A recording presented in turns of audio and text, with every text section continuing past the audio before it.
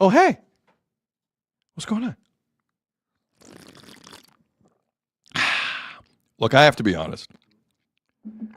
We get a lot of great comments to start the show, and we usually pick one to read, and then we hit the 3-minute opening. I really like this one today.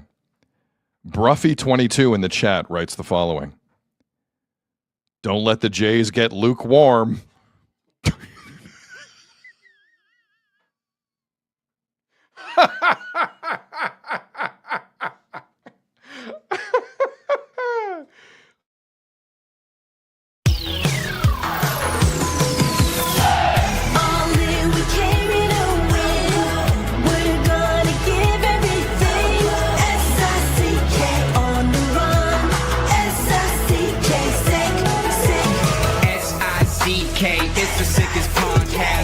For the audio, or you can even watch back, giving players all the props or put them on blast. We don't give no hot takes, only talk facts. We're giving all our devotion, riding high on this wave of emotion, going all out, yeah, cause this is our time.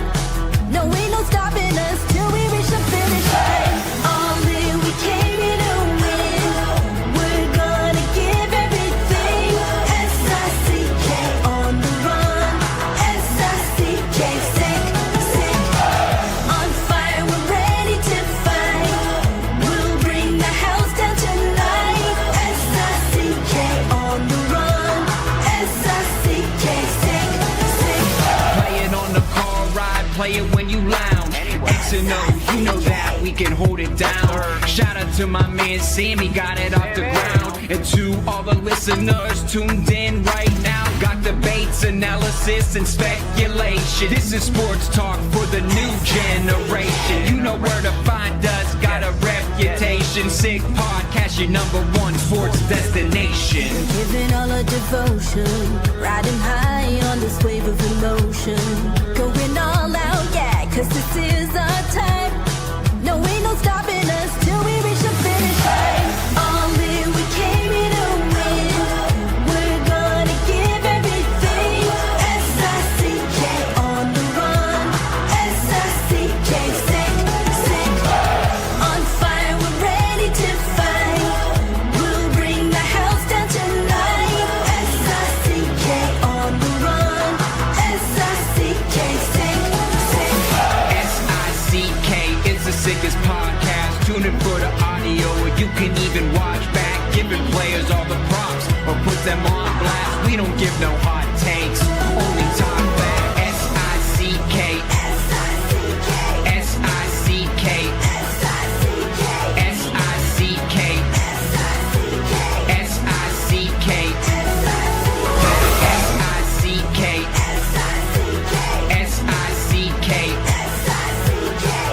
S-I-C-K, S-I-C-K, S-I-C-K. All in, we came here to win. We're gonna give everything. S-I-C-K on the run. S-I-C-K, sick, sick. You are now listening to The Sid Seixeiro Show. Powered by Sick Media, the sickest Toronto sports show. Now, here's your host, Sid. What's up? It's Sid. Tuesday, August 11th, 2026. Christmas, like 100 days away. It's almost here. Sid Seixeiro Show, powered by Sick Media, live on YouTube, live on X. Is that it today? That's it today. Don't need to get into it. That's it today. And for those listening and watching after the fact, thank you for making us a part of your day. We appreciate it. And they said the Jays weren't going to be interesting after the trade deadline. Who said that? Some people. Me and like 4 others. It was me and 4 others. Before we get to all that last night, yeah, you know when I said we're doing hour shows? I was lying. I was lying to your face. It's not true. We'll get to all that. One of the more unique moments, dare I say, in Blue Jays history. They're going to have to put an edit in the Blue Jays Way doc on Sportsnet. We have a new chapter. That last night. Get to that momentarily. A couple items. Let me bring Azo in quickly on this because I do want to walk down these things because I think in a way they all relate to Azo. Azo, how you doing? I'm doing okay, Sydney. How are you? I'm okay. Mm-hmm. I was expecting you to wear a T-shirt today that says Rule 5.09, Section C4. That's it. Because that now everyone is versed in that in Major League Baseball's rule book. Just like the CBA and the National Basketball League, of course. I know there's two things about this show that are true. Mm-hmm. A, how much we value each other's privacy. Yeah, totally. B, how much everyone's involved in Azo's love life. Mm-hmm. We have breaking news from Netflix. I did see this. Do you watch Love is Blind? I've watched a couple seasons. That is somebody has he made watches me. every season. No. He watches the German ones. He watches the UK ones. That was such a bad duck of a question. You are a huge liar. I give in when people want me to watch it, so I watch it. Netflix Canada is launching a Love is Blind Canada. There's a Canadian version of this. It's coming. Casting is now open. I saw the link. Save the link. For those who don't know what the show is, it is like quietly one of the more hilarious things I've seen. It's extremely well produced. It's basically a bunch of self-absorbed singles, so Azo would fit in completely. Self-absorbed singles who only get to talk to each other first and do not see each other. Then, based strictly on those conversations and getting to know the person intimately, you either propose or move on. So you propose blindly to a person on the other end. That might be the only way I can get it to work. That is 100% the way Azo gets through the door. And then after you propose, then you do this weird silhouette unveiling on opposite sides of a massive carpet, and both doors open, and the guy is like, she's beautiful, and normally the woman's like, what have I done? Or the guy It's says, usually the guy who's way happier than the girl. You know what he really says. I was using him a little bit as a decoy. There's a lot of decoys in Love is Blind. And then the unveiling happens. One side is clearly more happy than the other. They take you to Punta Cana and Coco Bananas. Not Coco Bananas, Coco Bongos. I got it wrong. Maybe there's some bananas involved. You could start one. If it's a good night. And then you fly back to your hometown and everything for the most part falls. It is just a disaster. You gotta live together right away. It's exes, and then your family doesn't like the person, and then you figure out the other one farts too much and doesn't clean up. Yeah. Love is Blind is quietly one of the funniest shows on television. So we just found out today, Love is Blind Canada will begin filming soon. Azo. Yes. If Sick Media gives you permission, and I don't think legally they could stop you. I mean, this was the perfect training for it, right? Always listening to you go on strolls, and I just got to sit here and listen while I'm not on screen. I'm telling you. It's perfect. This it's is like, for you. I'm built for this. You're basically practicing for Love is Blind. Betray you with savage me. here. I'm built for this. Let's go. Well, okay. Just watch your left knee. By the way, we should find out today about Trey Savage a little bit, right? Yeah, you would hope. Screams He was in Texas yesterday. Screams 1111 in the chat. Hard pass on Azo on that show. Oh, I think it just means in the show in general. Some people aren't fans of those shows. Come on. T-Bone McNeil says, who gives an F? You guys don't care about Azo's life? That's up to you. That's up to you, man. Germo Tank in the chat. Looking forward to Toronto man's Azo on Love is Blind. Lebanon in the chat. Azo would be a perfect decoy. There you go. I was using him a little bit as a decoy. Just a little bit. Hyperbear in the chat. Azo wears a different WWE shirt on every date. That would basically be it. That's how you know if you click. Yes. What's the Bullet Club? It's a talking point. There you go. See? Yes. Charles in the chat. Azo is too good for that show. I don't know about that. I know Azo. Thank you, Charles. I don't think he's too good for that show. That's true. So that's the first I'll show that development. one. That's the first development. Second one is a story that Azo has, and as we've explained to you in the building we're in, Sick Media put us up in a great building. What they didn't tell us was the folks around us are a rather eclectic group. Yes. Azo, go ahead. You have a story. I do.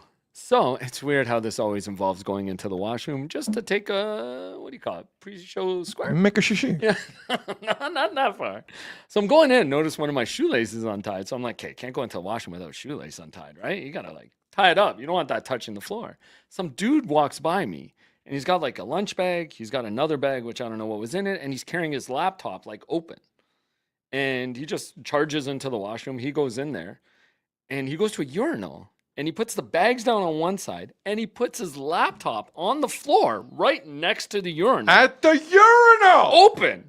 On the floor, right beside, like it's a tight quarter in the urinal. Tight! And the laptop's right there. And I walk past him going like, dude, what are you doing? There's so many things wrong with that. Wow. Like, that's not right? Like, I saw it, and I'm That's like, the most wrong thing of all time. You talk about an antivirus needed after that really? on your computer. That's disgusting, man. My God, what's the latest update? Pink eye? What would even do that? I don't even know why you would do that and then touch the laptop after. Hype? There's so many reasons not to do it. That's unbelievable. Just put it on the floor like it was nothing. I got to do But this. sorry, And- did he put his lunch on the floor too? Like it was in a bag. Like it's one of those. But that's still wrong, I man. know. Leave it outside. Put it Wrong. somewhere else. I agree.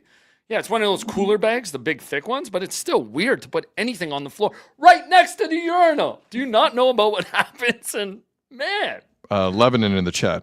It was Sid, wasn't it? it was. It was not me. He doesn't carry bags. He It gets was people not to me. carry his bags no, for him. I'd have 3 people holding my stuff Yes. for me. Yes. Or I would be the one outside holding all his bags while he went in. Gary in the chat, was it Sick Media's payroll guy? You know what the funny thing was? I was about to laugh at it because I'm like, is this the guy who goes on the Zoom meetings? That's crazy. Like, my first thought was, this is the guy who obviously did the Zoom meeting in the stall. And then I saw him do that, and I'm like, dude, that's even worse. What are you doing? Like, you know what freaks me out about folks like that? Like, what do you do in private? Yeah. Or how Does dirty everything just are get you? wiped on the jeans? Like everything. Jeans. Well, yeah, because that's Everything. and then I didn't see him leave. Like, I kind of was like just out on it. But then did he just pick up his stuff and walk out? Like, that's even weirder. How do you wash your hands? Atomic Bomb 404 in the chat. I just puked. I Listen, almost did too. I know there's folks who have been kind enough during their lunch hour to join us. I think this is just a therapeutic thing for Azzo and I, because we're seeing some things I've never seen before and he's never seen before. So if we can't say this on open air, what are we doing this for? And it seems like common knowledge or like just common sense my not God. to do something like that. That's not gross. Okay, just to explain, because I see what's happening in the chat. Let me explain something. Azzo and I are the only Sick Media employees in our Toronto office. Yes, it's true. Okay, just so we're clear. In Toronto. In Toronto for now. But like just because there's a bunch of people in the chat thinking Sick Media has a floor. No. One day that might be the case, and I guarantee soon. you there will be better decorum than that. But right now, it's not like a bunch of sicko Sick Media folks running around. That's not what we're doing here. Azzo and I are the only ones repping in Toronto right now. That'll change. I just can't believe somebody thinks that's okay. Yeah, that's the freaky part.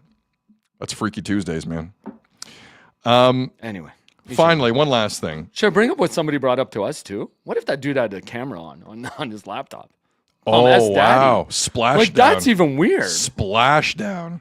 No, there's a lot wrong with that. Yeah, like for so many reasons. I didn't even think about that part of it. Because I guarantee you, the guy who puts his laptop on the floor next to a urinal, Right next to the urinal. I'm pretty sure doesn't have the sense to turn off his webcam. Yeah, right.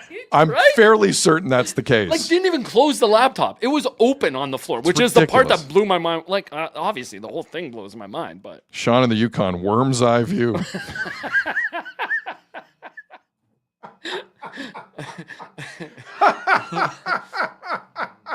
Who's got an OnlyFans or something? Oh, Yeah. we're like lonely fans.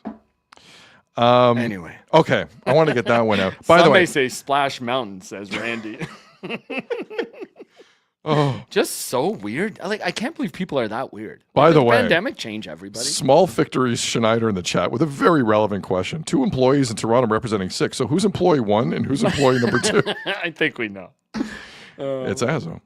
Finally, for everyone who thought the World Cup was going to bankrupt the city of Toronto, it's not the World Cup, but I just found out what will. And it might bankrupt the entire province. It sounds like it. For those who don't know, the Ontario line is being constructed, which will connect a 15-kilometer stretch of space in the Toronto area between the exhibition grounds and Don Valley. This subway's not cheap. The initial price tag was $11 billion. The Toronto Star's reporting the price has gone up. It's gone up to $34 billion. And rising. We've conducted due diligence, and it was deep due diligence. I got to be honest, I don't trust where the Toronto Star got this story. Though, wait a second. The CEO of Metrolink said it. He said it. Oh, boy. You remember that? The World Cup was going to bankrupt Toronto and Ontario. Nope. It's going to be this thing. The Toronto line, yeah. The Ontario fine. The Ontario not so fine. But I always wonder, like, who did the original estimate? Are they still there? Oh, everyone's gone. Everyone's gone. Except for Dougie. Everyone's gone. Oh, man. All right. We got some things off our chest. Right. No 3-putting in the chat. It's a complicated project, Sid. Yes, it is, apparently. It's apparently very complicated. Okay. So last night, Jays win, improving their playoff chances to 8.3%. Congratulations to Toronto Blue Jays. They have an 8.3% chance to make the playoffs, according to Fangraphs. They did jump Seattle. They jumped the team. And they tied Baltimore, did they not, for fourth? Did they? Yeah. I didn't realize that. I know they jumped Seattle. Jays are tied for fourth. Jays are tied for fourth. Jays are tied for fourth. Actually, I think they're on the tiebreak. I think they're beating Baltimore right now. Hey! Suck on that, Baltimore. We got the tiebreaker. Caw-caw! Is that what an Oriole makes? The sound? No, that's not. I don't think so. What does the sound an Oriole makes? I don't think they make noise. You know what sound they make? Last. Yeah, That's year. what they make. Every year. It's true. They're the team so bad they trade that douchebag Dean Kramer, and they're worse. Baltimore's still up half a game on them. Oh, really? Yeah. Whatever. Jays suck. The Jays have an 8.3% chance of making the postseason, according to Fangraphs. We have 42 games left on the schedule. Next one is tonight. Patrick Sandoval versus your boy, Dylan Cease at Rogers Center. But let's focus on last night's scintillating victory. 7th inning, Nick Sogard at the dish. Man on first. That man on first was Anthony Siegler. Actually, no, check that. It wasn't Anthony Siegler. No, because there's a man on first was thrown out at second by Vladdy. Whatever. It was a Red Sox. And this was the moment that set off the Benny Hill style sequence of events that would proceed it, or that would follow it. Forgive me. So Nick Sogard lines it to Vlad, and Vlad actually makes a nice play, kind of one-hopping it. It hits the turf. That's the best for the listening audience. We have a photo up. You can see the ball around the legs of the runner on base for Boston. So Vladdy actually makes a nice little pick. It's not a force. You got to throw to second to get the force. So boom, not a double play. Any questions on that? Azzo, any questions on that? No. It's not a double play. Nick Sogard one hops it to Vladdy. Vladdy goes to second, gets an out. Sogard on first. Not a double play. I repeat, not a double play. You know how I know? There was a guy on first. That's how I know. That's how Azzo knows. That's how Vladdy knows. That's how everyone knows, I think. So then Sedan Rafaela comes up. And now I'll give Sportsnet credit. Their graphic had one out the entire time. I watched this numerous times. Sportsnet got it right.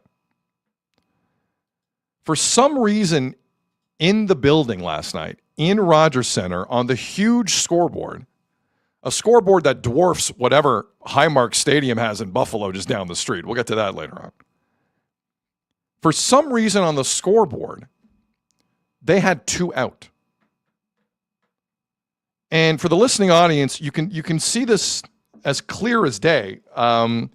Simeon Woods Richardson, who was fantastic last night, in mid-delivery, clearly is doing so with the scoreboard, the biggest one in the building, showing 2 outs.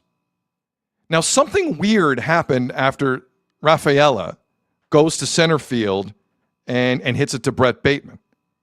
It goes from 2 outs to this. 1. Which is the correct situation. There's 1 out. Now the ball is dropping into the glove of Brett Bateman.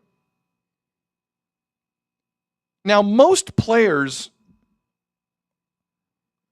on the field really thought there were 2 out, if I'm being honest. Like, I know you're hearing the argument, well, everyone should have known there was only 1. Well, a lot of players on both sides, including some umpires, thought there were 2 out. But there weren't. Vladdy didn't have a double play go his way. There was only 1 out. Scoreboard said 2. I'm going to say this one more time. There was only 1 out. Scoreboard said 2. In the middle of this play, they get it right.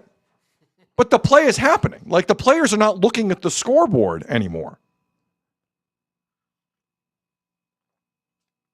By the way, side note, Hyperbear in the chat sent one of the great comments of all time because of the scoreboard thing.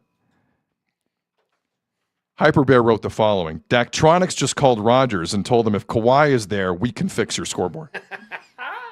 I love it. Very good, Hyperbear. That's very good. Do the MVP. Do the real MVP. Hyperbear today in the chat is having a Boston Red Sox since July 3rd-ish run. Very well played. So for those of you who missed this or saw it on the highlights and still didn't kind of process this, everyone basically on the field thought this by Brett Bateman was the 3rd out. Why? Because the scoreboard said 2. I know everyone should know how many outs there were, but they didn't. A bunch of professionals. Not just the Red Sox. Like some of the Jays and the umpires. That's the end of the inning. No, it wasn't the end of the inning. So what ends up happening is the Red Sox kind of start gently walking off the field, except for Anthony Siegler at third base. Anthony Siegler, who thinks it's the 3rd out, does the smart move and just touches home plate. I don't know why he decided to do it. It's just, in hindsight, it's the strangest thing because he thought it was the 3rd out too. But everyone thought there were 3 outs. Everyone thought what Vladdy did was a double play. And I keep thinking to myself, why did the scoreboard say 2 outs? That scoreboard's run by Major League Baseball. It's not run by the Jays. Why did the scoreboard think it was 2 outs? Well, I'm listening to Jays talk, like Azzo last night with Blair and Barker. And we now know exactly why that scoreboard said 2 outs when there was only 1. Jeff Blair walked us through it. This has not been talked about enough as to how we got here. This was Jeff Blair with some intel from the press box last night at Rogers Center yesterday evening. As far as we're able to tell here, there's a bit of a backstory here. In the press box, we, of course, get the official scores announcement. And on the line drive, on the ball that was hit to Vladdy, the official scorer ruled it a double play or called it a double play.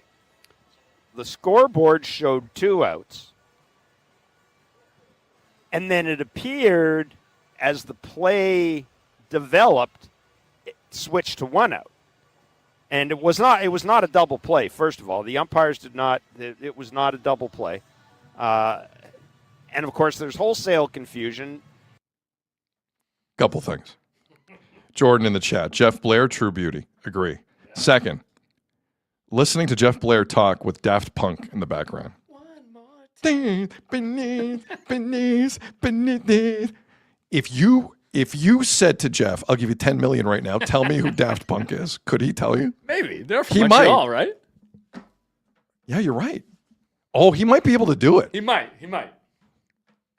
That was a low-key funny part of my evening, too, hearing Daft Punk with Jeff Blair.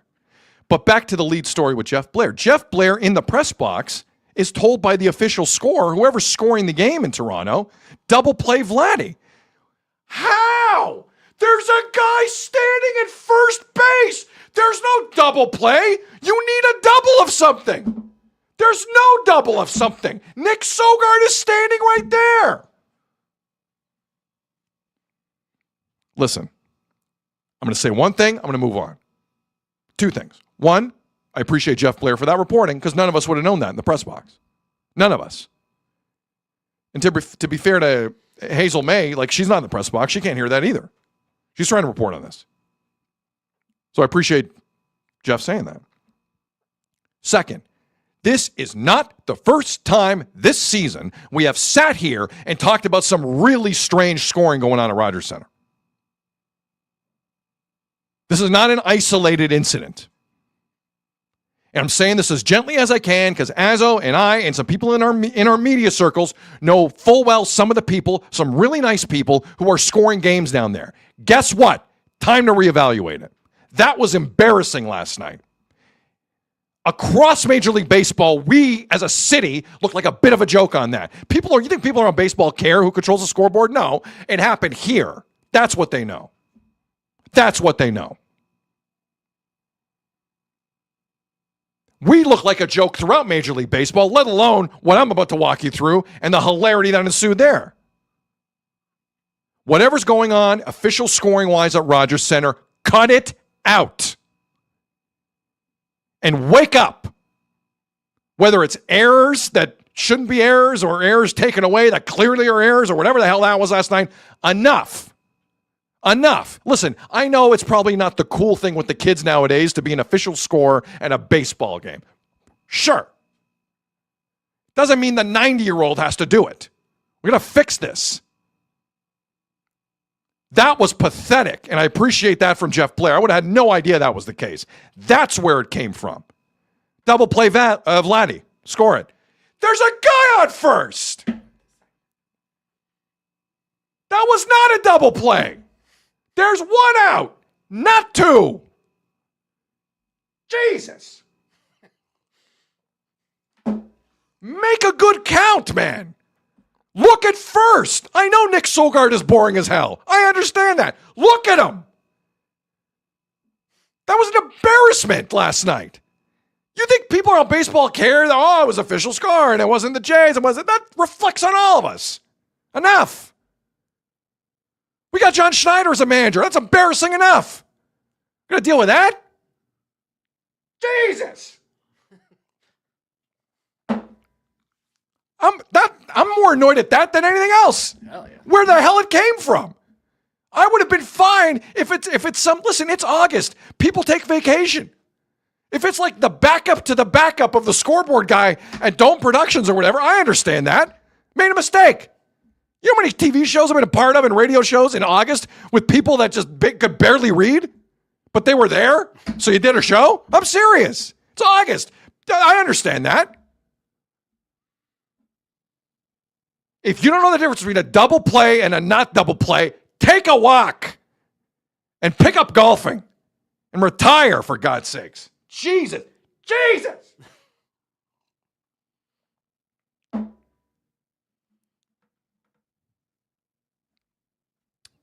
Gala in the chat. Imagine if they lost.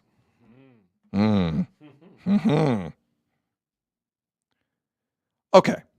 So once again, thank you to Jeff Blair for walking us through how that scoreboard got to say 2 outs on it when there was 1. Thank you. Make her relax in the chat. Jesus, Sanchez. Okay, so Jays walk off the field. Red Sox walk off the field. But Anthony Siegler touched home plate before the 3rd out of the inning. So we got a problem. Because there was no appeal at 3rd. Normally, you got to do an appeal at 3rd if the guy leaves early. There was no appeal at 3rd. The Jays went off the field. If the Jays throw to 3rd, the story's done. But they didn't. Because there was a lot of weird confusion on all parts. I'm not absolving anyone. I watched that tape back a lot. No one had a clue what was going on at the end of the top of the 7th. Nobody. So, because home plate umpire Charlie Ramos is incompetent, the crew chief had to come in, Chris Guccione. So they come up at a commercial Do you know how weird a situation is if Siddle and Schulman don't know what's going on? Like, weird. Those two know what they're talking about. High-level broadcasters, smart people, have seen a lot of baseball. Same with Hazel, same as a lot of people covering that team. And on the Red Sox side, too. They got experienced reporters and play-by-play people there. They have Dave O'Brien on the other side. Between Schulman and O'Brien, the two of the better ESPN play-by-play guys of all time on baseball's beat. So they come out of commercial, and they're talking to Schneider, and Siddle's hilarious. He's like, this isn't good. Joe's killing me. He's like, this is not good. So no one knows what's going on. So finally, Chris Guccione turns on the mic and talks to us. This is for the benefit of everybody in the ballpark and all of you at home. Okay, so what we have here is we have a time play, meaning when the third out was made at first base with the runner not tagging up. The runner that was on third base also did not tag, but crossed home plate before the third out was made at first base. So that is a time play. We are going to New York to do a rules check. But he said he didn't tag up. He didn't tag up. If he didn't tag up, if he left before the ball is caught, he can't score. No. The confusion continues. Chris Guccione, you knew it was going to be a bad explanation when he starts off with, okay, that's a harbinger of negative things. I'll give him credit, though. He tried. Because it's a unique situation. So once again, he's saying, look, the run scored before the Jays got the final out at first, while all the Red Sox were wandering because they thought the inning was over. And because the run scores first, you got to go to third for an appeal. The Jays never threw over to third. That's it. Azzo, is that a succinct enough explanation on that? I guess, yeah. Jay's got to throw to third. Again, to Dan's point, he didn't tag, though. Right. But that's why you throw to third. No, that's why you throw to third. Yeah. But they thought they got the third out. Because guess what? Everyone thought the inning was over. Yeah, well, because they got the third out at first. Yeah. Yep. Why would you think you needed 4 outs? Because there's because of last night. That's why. So they send it to New York. I love what happened is they sent Chris Guccione and the umpiring crew. They sent it to New York to look at this timing play, and they still were talking to both managers. It got comical. And listen, can I Sportsnet, I'm begging you, I don't need to see more of Max Scherzer. I've seen a lot of Max Scherzer.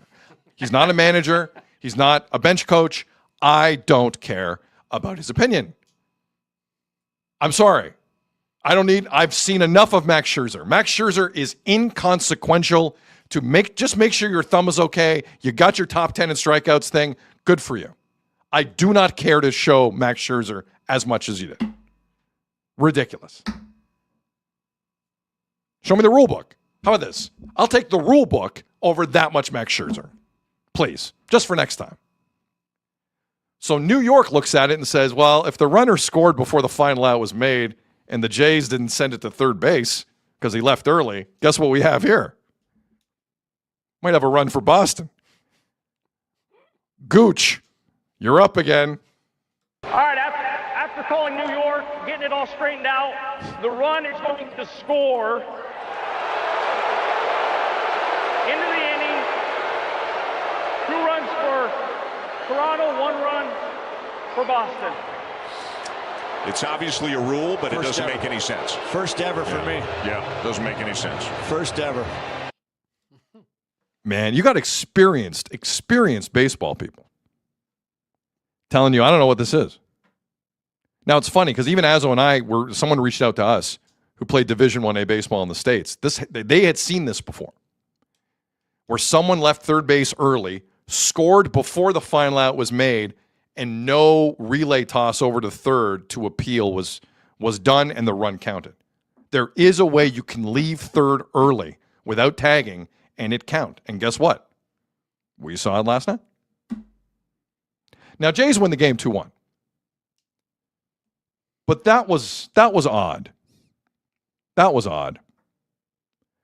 What we found out after the game from John Schneider is that appeal on that play did not come from Boston. It came from the umpires, which is like, other than the bad official scoring mistake, is one of my biggest issues with this. The Red Sox didn't challenge this. This is how John Schneider described it. And Charlie waves the run off. Mm-hmm. That's the timing play, right? Because he's saying it didn't cross before the out. Correct. Is that what you're saying the Red Sox needed to challenge? Yes. And the umpires just overturned that on their own.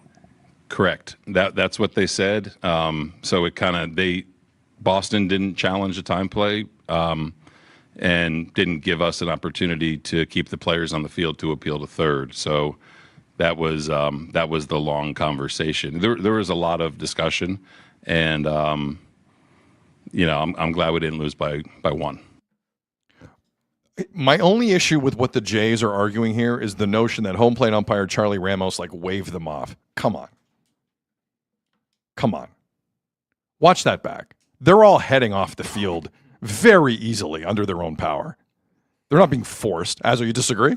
No, but when they thought the third out was getting done at first, because the guy was way past second, you kind of start walking off because that's the third out. No, but that's what happened. Everyone thought it was the third out. Don't tell me the home plate umpire Charlie Ramos said, "Get off quick, guys," because that's what the Jays are. But I thought he waved off the run. Wasn't he waving off the run? That's what I thought.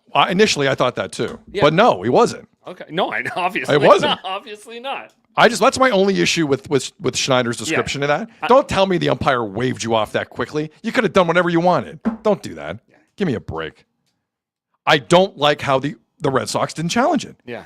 I need that explanation from Major League Baseball. If someone in the chat has seen this, let us know. Azzo's pretty busy right now, as am I. Let us know in the chat. I have not seen Major League Baseball's explanation on the challenge. Of the 90 explanations we got last night, I haven't seen that one. Hey, the ump just said... We've conducted due diligence, and it was deep due diligence. They sent it to New York. They sent it to mommy and daddy in New York and said, "You deal with it." And they also admitted they knew the guy didn't tag. Of course they did. That's the weird part. Sid has a party in the chat. I blame Alec Manoa. Mike in the chat. Hey, Guccione, what's this? Michael, what is this? It's clearly Rule 5.09, Section C4. I like Gooch. Let's just call him Gooch. Gooch is going to stay. I think Schneider actually called him Gooch after the game. Of course he did. I love how the John Schneider, I know everyone's nickname, having managed 4 years in the majors, is a great thing to me. It makes me smile every time. Well, Gooch told me this. Okay, relax, buddy. Relax. So one of my favorite moments was at the end of the presser. Hazel May is just confirming that Major League Baseball controls that scoreboard in center field that had the wrong number of outs. That led to this chaos. And yes, I know people on the field should know the outs. Guess what? None of them did. So I now get to absolve them because everyone's in the same bucket. So Hazel's asking about this, and Schneider is just kind of spent. And I liked the answer. As far as the scoreboard, the balls, strikes, and outs, is that not controlled by Major League Baseball and not by the Blue Jays? Yeah, that is controlled by Major League Baseball.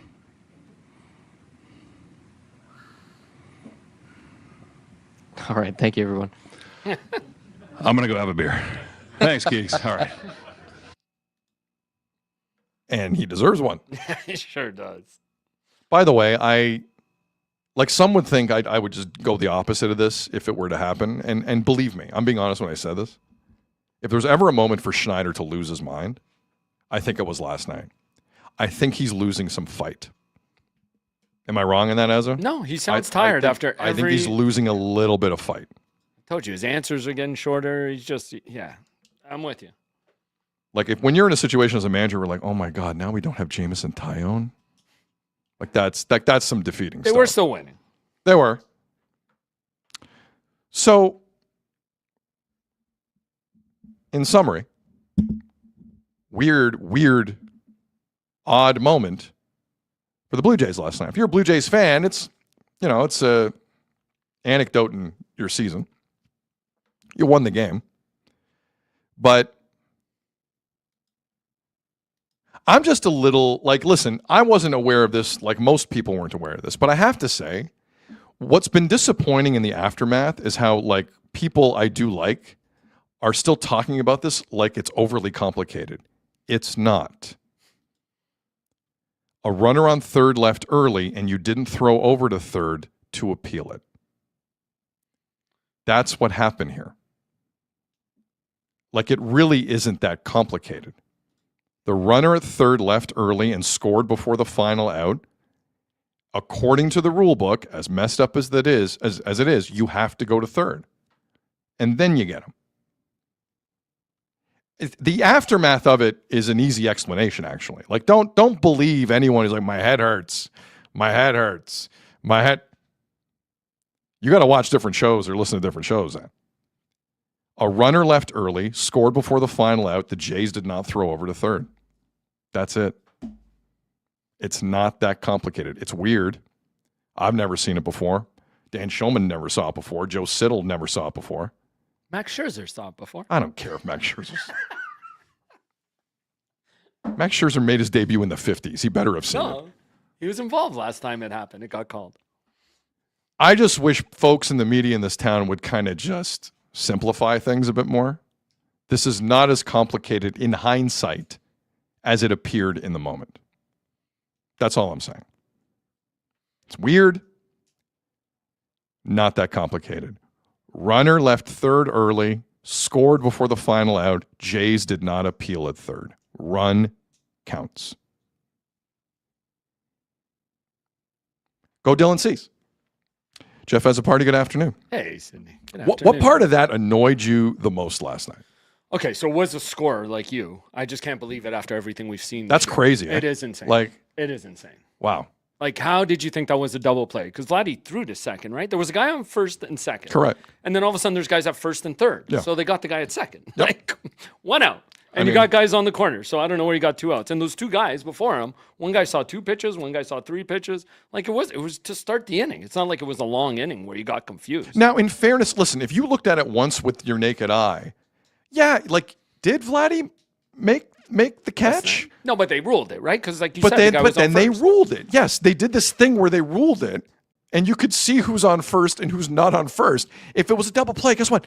No one's on first. Yeah. So the score, I believe they have 3 of them that rotate through the year. So I don't know who it is, but you're right. There's been many questionable decisions. Am I I keep offsides? checking the Jays site. I think it's going to be like the Miami Heat where they're posting for a new guy to fill that position. Dude, they might. Because that's weird. They might. That is weird that you don't know that. Like, someone's getting really comfortable doing that, and now it's led to this really, like, this is not hyperbole when I say this, an embarrassing look on the baseball community here in this city for that to happen. Because no one's going to say, well, it's MLB running the score. That's not how that's going to get looked at. No. John Boy's going to have the a guy field scored day it with as a this. double play, so MLB would just put up 2 outs because that's how he scored it. No, I mean, Like, no, I'm with you. The official score saying 2 out is asinine. Yes. Asinine. There's no defense. It's your one job. You got one job. Pay attention. You know what it felt like it happened? They looked at the Vladdy play once, they put double play, and they went to piss. Maybe. That's what it felt like it happened. and Or they went to get an ice cream bar in the press box. Maybe. Like, that's what it felt like it happened. Again, Like, we've seen so many questionable choices. We've talked about it on this show. Like, how was that an error? How was that a hit? Like, what are you doing? Anyway, whatever. That was the first big part of it, and I caught that when Blair said it too. In my mind, right to like, what's a scoreboard? What's a scorer doing? It is the official score. It's been a rough year for official scorers in Toronto. Mm-hmm. I've heard Joe Siddall multiple times on air and Dan question what the hell they were seeing. 2 experienced baseball people. Yeah. That's all I need to hear. Anyways, and then it comes down to that third out. And you're right. The Jays could have, like, I get what you're saying to appeal, but when the ball came in, they were smart enough to know either throw to first or throw to third to get the guy because they were running on the play. Right? Like, it's automatic. Of course, the guy from third's going to run across home because it's just what you do. But the Jays could have thrown to third and got him out at third. That would have been the third out, but they threw to first instead, and that's where they got the third out. The fact, it is a stupid rule because the rules. I'm not debating that at all. Like, I'm with you. Like, I'm we with can all you, agree on that. 100%. Like everybody Yes. in the chat's like, well, he didn't tag, and we know that's the rule, so it is stupid. For the ump to say he didn't tag and then still let the run count does seem weird. It is stupid, but it, like, to your point, it's a rule. And if you walk off the field and you don't appeal it, and they say, my only thing was, did the ump wave the run off when he crossed? If he did that, then I understand why they just thought, okay, inning over, the run didn't count. Yeah. That's why they didn't stay on the field to run. To my understanding and to what I saw, I thought he was waving off the run as soon as it crossed because he didn't tag. That's the part. That's the only part. That's still that's not clear to me either. Yeah. So if he said that the run didn't count and why they, to your point, why the umpires themselves appealed it and then wonder why the Jays, like, what do you mean? You said the run didn't count. Why would we have to appeal? No, you're right. That's the only part to me You're right. that was a little bit controversial. By the way, for everyone saying how ridiculous this rule is, and I know in the moment it is ridiculous, this rule was put in the rule book years ago to actually protect the Jays in this, the defending team. Like, you know that, right? Because the defending team didn't enact on the rule, doesn't mean it's not there to protect them. But I'll tell you what, you know what's going to happen now? At the end of every inning where there's a person on third who scores, Yeah. that ball's going to third base. Yeah. Across Major League Baseball. End of the inning, if there's a runner on third, I don't care how the final out's made, if you see a guy go home, No, but I was thinking Pop. the opposite. I was like, Pop. if you have runners on first and third, the guy at third just runs home and the guy in first gets caught in a rundown or something. And if you're the third, as long as the guy on third scores first, And then- but that's what happened last night. Again, guys, because it doesn't matter if he left early or he just ran straight home. yeah, It's the same. If it doesn't matter if you tag up or not. If you score before the final out and they don't throw over, But the thing is, the other team can stay on the field, and then if they appeal that he well, didn't all tag I'm up. saying is now get ready. No, it could open up a can of If you worms. see a throw to third at the end of every half inning in baseball from now to the end of the season, that's why. Hey, we got a new CBA coming up. I'm sure they'll fix it. I really hope they do, actually. If you don't tag, it doesn't count. Sorry. Join in the chat. Make a relax, guys. Not working. It's not working? Make a relax. Oh. Well. Maybe the Think Jays. it is?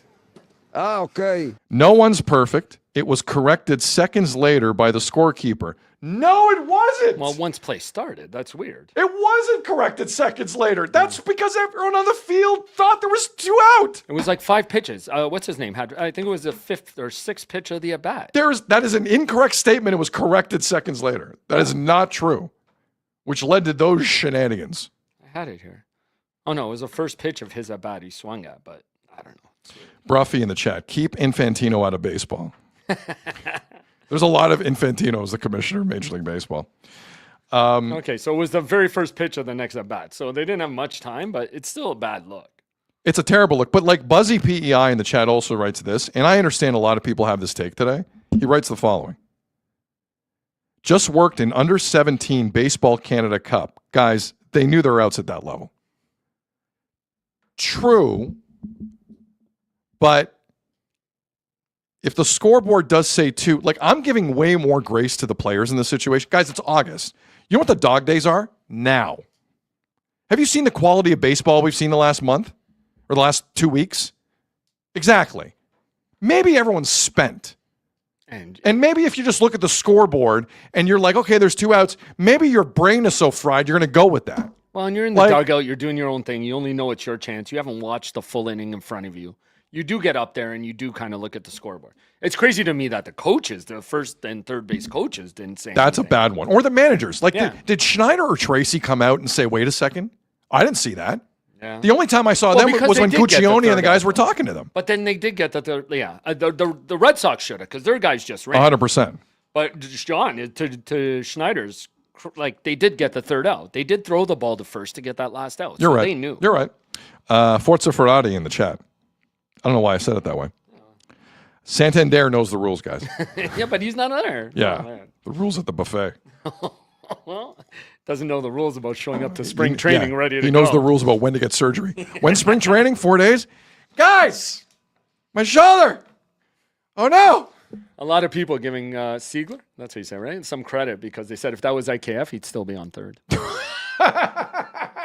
There were a few of those in the chats that all made me laugh. Don't want to get doubled up? I don't want to get doubled up. Hey, Azzo, don't want to get doubled up, man. Don't want to get doubled up, brother. Okay, so anything else on that play? In a way, it was kind of fun because that you don't see that all the time. We can talk about and it. it is like You learned something. There is a half frustrating aspect to it, a half hilarious aspect to it. But just like people got to stop saying stupid rule, but it's there. It's there. I The did rule kind is of there, expect- well- and it's there to protect the Jays. That's a defense first rule. And even they didn't know the outs. Why did no one know the outs? Yeah. Why? Because it said 2 on the scoreboard. Because someone is eating an ice cream bar in the press box for the Jays scoring the game. The Jays did, though. Because, again, it took them a second, but they threw to first to get the last out. They knew how many outs. Someone's watching Love is Blind on their computer trying to score the game. Or film a casting video. Unbelievable. But the weird thing, I mean, they kept saying Scherzer was the only one who's seen this before. I want to present something to you. Go on. Apparently he's not. For Schneider to say, yeah, it was really confusing. Do you know Schneider dealt with this earlier in his career? John Schneider? John Schneider I had didn't an know episode that. like this. How do you know this? This Was posted by MLB Scoring Changes. This is amazing. This happened almost 10 years ago to the day with the Lansing Lugnut. Lansing was managed by, John Schneider. Sorry, this happened to John Schneider and he doesn't remember it A happened to John decade ago Schneider? in Single A, when he was the manager of the Single A, almost the exact same thing happened. I had it here. Where is it? By the way, non-facial hair John Schneider looks 13 years younger, not just 10. It's 10 years ago, man. We all He looked looks like a younger kid. 10 years ago. So the play during a game in July 2016, a confusing sequence involving runners moving on contact and a subsequent appeal at first base resulted in a rare timing play situation. Because a run crossed the plate from third before the third out was recorded and the defense left the field without appealing at third, the run counted under baseball rules. And he doesn't remember that? I guess not. I don't know. Does he? By the way, the picture that we're showing of a younger John Schneider, it looks like he's conducting an interview where he asks someone, so how long have you driven a truck? It's like he's running a shipping company. It's true. It is so true. Are you comfortable driving through Florida at night? Are you good? What level license do you have? Yep.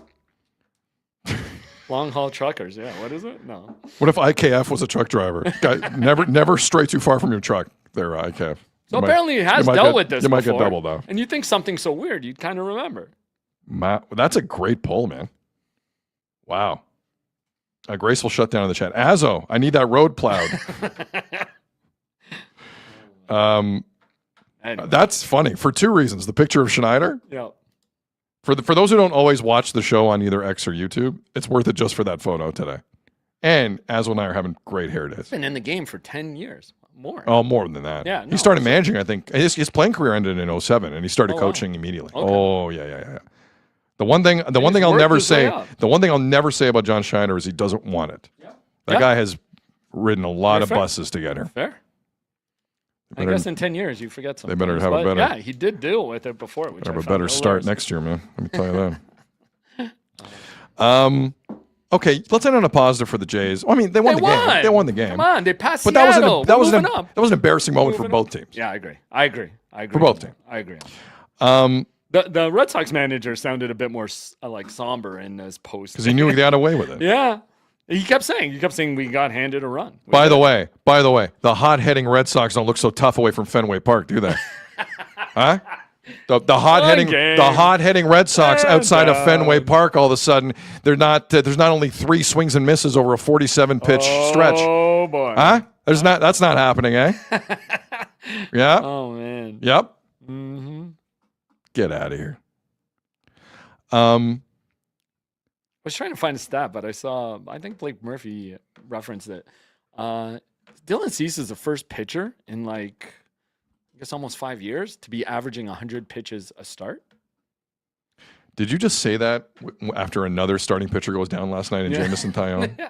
Did you just bring that up? Yeah. I really don't want you to bring that up. Hi. Because they lose another starting pitcher, you're going in. I'm okay with that. I want it. By the way, I love how on a John Schneider-led team, I don't care how tired the bullpen is, Fluharty, you're getting up. Yeah. I don't care how tired Fluharty is, you're getting up. Are you worried about him a bit? Fluharty? Yeah. Yes. They're riding him into the ground. Yes, I'm worried about. Listen, John Schneider's legacy in this town will not be he was kind to the bullpen. Mm-hmm. That's also an Atkins thing, and that's a third time through the order thing, and that has been an institutional, organizational philosophy since Atkins Shapiro started in this town. Hey, Max gets a third time through the order try. Yeah, well, he's trying to get top 10 all time. I know. It's funny. Because it's not a baseball game. It's Max Scherzer's birthday party. So just go ahead. Do whatever you want. They don't care. It's so true. It's all about Max. Jesus Christ. I know. I want to end with this, though. You know who won the Jays the game last night? Brendan Valenzuela. Hell yeah. So Louis Varland, with one out, has a runner on third. The tying run is 90 feet away with one out. Yeah. So Louis Varland goes, I'm going to throw as many pitches in the dirt as humanly possible. I could not believe what I was looking at. I think some of them were like change-ups that were called. I think others were just poorly thrown pitches because Varland has kind of lost it a little bit. Yeah. Or his arm's just tired. But Brandon Valenzuela, listen, there's no way Kirk would have made all these blocks. Valenzuela, I counted like 5 times in the last 2 at-bats. Go full, Azo. Okay. 5 times in the last 2 at-bats, Valenzuela threw himself in front of these pitches and saved the game. Agreed. This kid, hands down to me, is your number 1 catcher. I don't know what Varland was thinking. If some of these were called, though, that's a lot of trust in Valenzuela. And he saved their ass last night, Valenzuela. I honestly, I counted 5 in the dirt in the last 2 at-bats with a runner on third base. It was a wild sequence that gets completely overshadowed because of Rule 5.09, Section C4. Got it? Got it? As I demand a T-shirt done up soon. We will. We'll make it happen. But to me, my man of the match was Brandon Valenzuela. I agree. I'm sorry. The kid is outstanding. I love him. Does he screw up sometimes? Sure.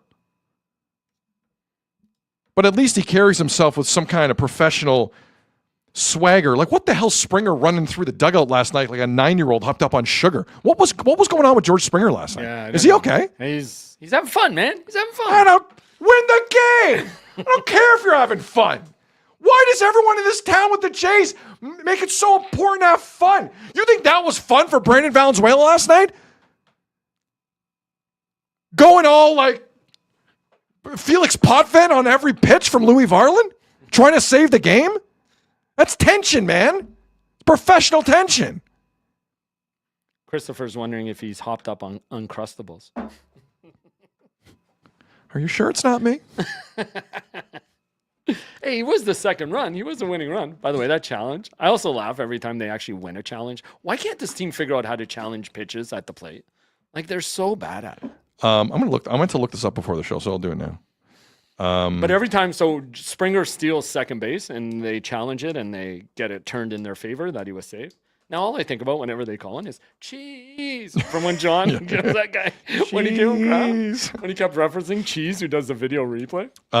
So the Toronto Blue Jays rank around middle to lower tier in MLB's ABS challenge system for 2026, which is the first year, sitting with a 52% overall overturn success rate. That's tied for 16th. That's better than I thought it was. Yeah, me too. To be honest, that's better than I thought it was. Me too. Okay.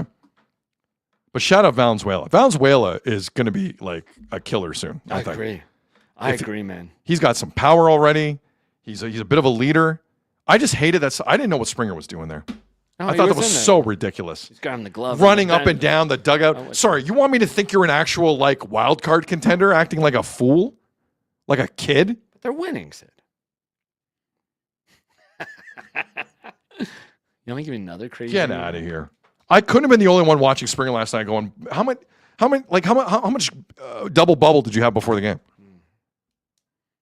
What, Fun Sticks? Is that what they were called? Oh, those things were 110% sugar. 200%. 110, 200% straight sugar into your mouth. 200% of the time. A sugar stick to dip into other sugar and put in your mouth. It was like crystallized sugar into sugar. Love it. Chris Benny in the chat. Sid doesn't like fun. I like fun. I like warranted fun. Yeah. Because Springer, by the way, should have been thrown out at home. Just so we're clear. Yay! True. It's true. Grow up. What the hell are you doing? Grow up. Sorry, I don't know if you could tell. Don't have a lot of patience for that kind of stuff. When you are dead last in your division to start the day, don't do that. Don't do that. Close game. Sure. Muskoka Matt in the chat. Pixie sticks or Fun Dip? What was Fun Dip again?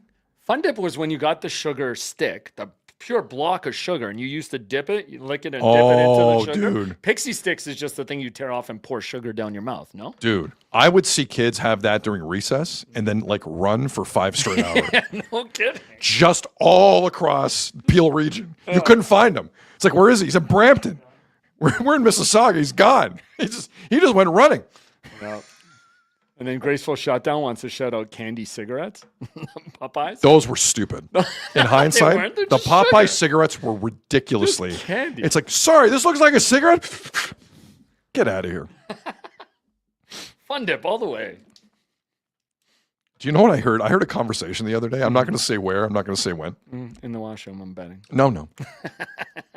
I would, but I was. Was it across the hall? No, I was. No, those are louder.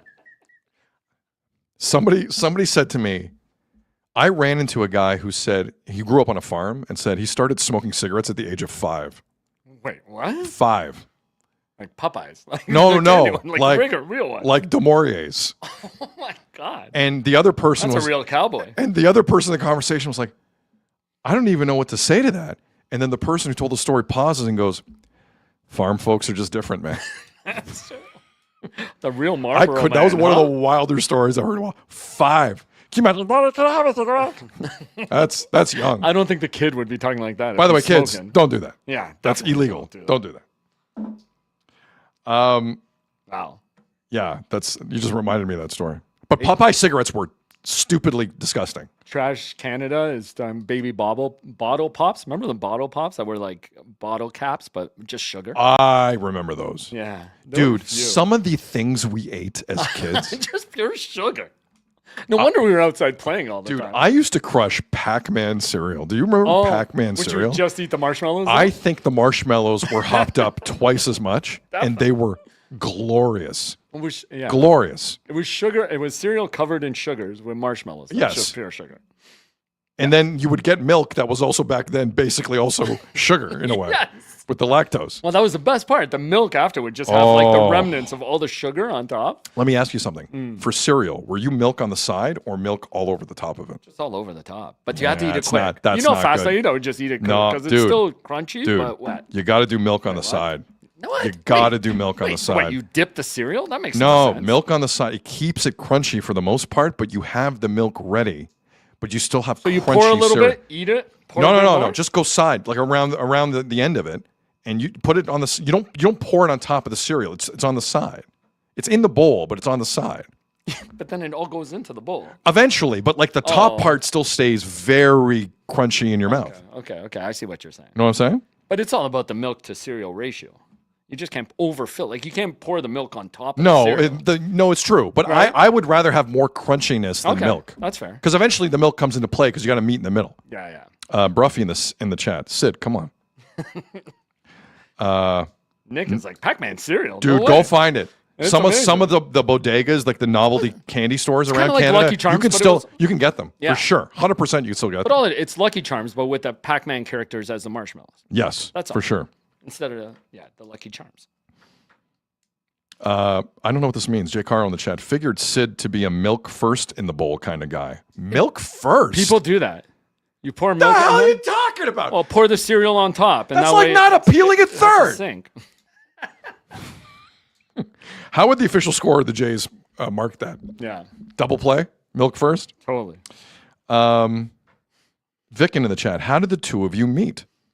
We worked together at the Fan 590. Mm-hmm. Um, That came out of nowhere. I just want to answer the question. It's a genuine question. Is that the Vic and I know? Maybe. I don't know. Maybe. Who worked with us too? No. No, I think he would know the answer to that. Yeah, you would think. Anything else on the Jays? Oh, I mean, we mentioned Jamison Tyone. Yeah. And- It's okay. Yeah, but he left the game. He had some forearm pain, which isn't great. Oh, so one of the new pitchers they got is hurt? Yeah, no kidding. You want to do the Arquette thing? Oh, Spencer. I got to look this up. Yeah. Just find it in the news and Twitter or on X. So remember that pitcher that the Jays have for a ton of control? Spencer Arrighetti in the Dalton Varsho deal with Houston. Remember him? So he goes out for a rehab start. It was Buffalo, right? Yeah. This was Friday night, I believe. And he left. And he was already on the IL with a foot injury. He was just coming back. He was just coming back. Guess what? Came back too soon. He had to leave Friday start. And yesterday, we learned from John Schneider, Arrighetti has been diagnosed with Morton's neuroma, a condition related to a damaged or enlarged nerve that causes pain in the bottom of the foot. That sounds kind of disgusting. Yeah. But John Schneider,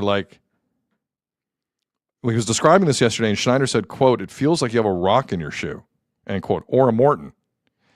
And then they also said, well, we hope he can pitch through it eventually.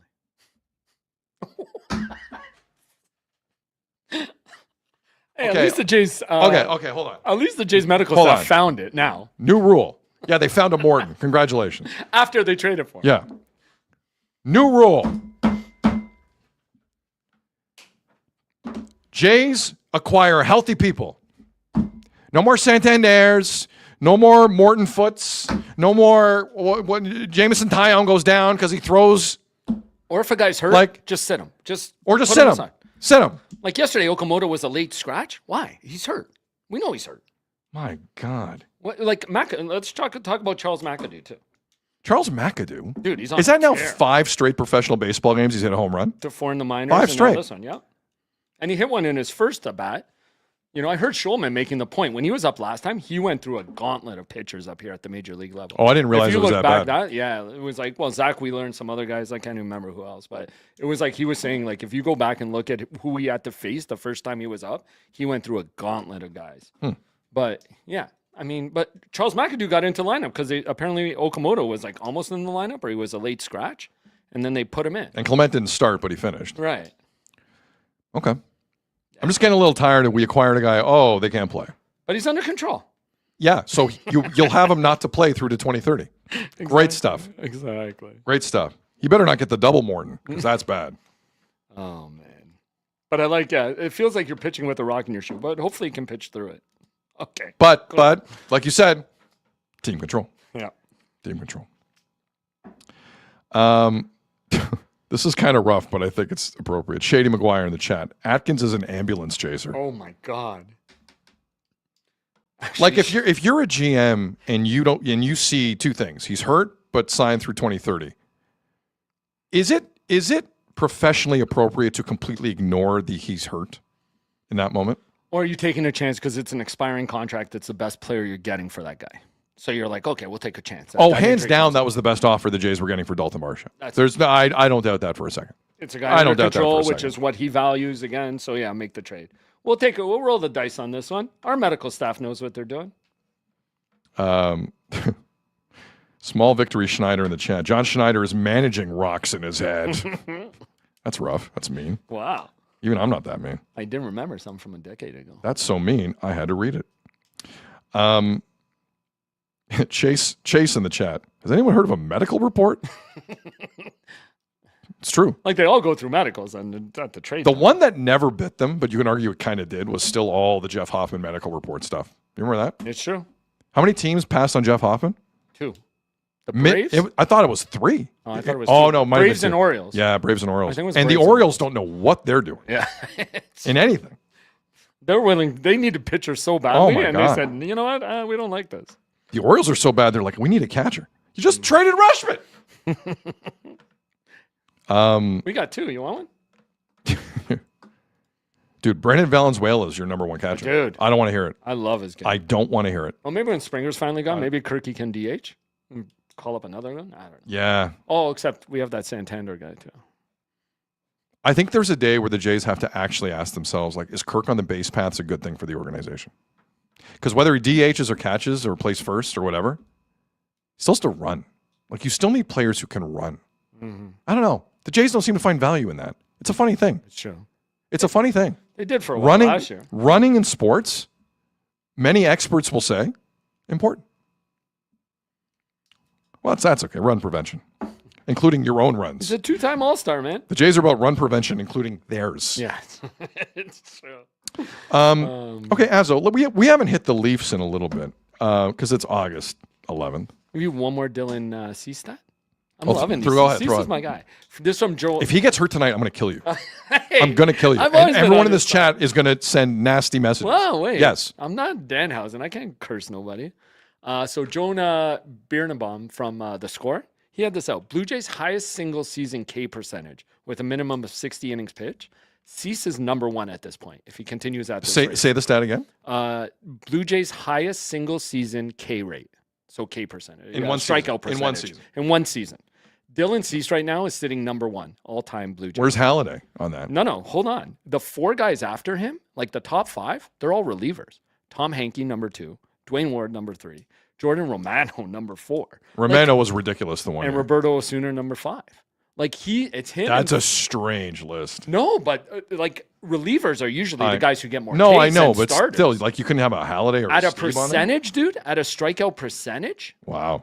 Like because he's going 6-7 innings minimum every time.